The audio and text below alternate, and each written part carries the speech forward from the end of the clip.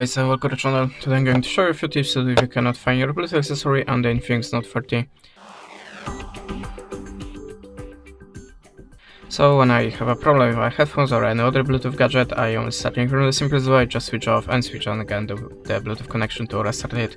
You can also try to restart your phone by tapping the power button and volume up at the same time. Or just the home button. Yeah, and tap on the restart. A little bit obvious, I know, but sometimes it works, so just try it.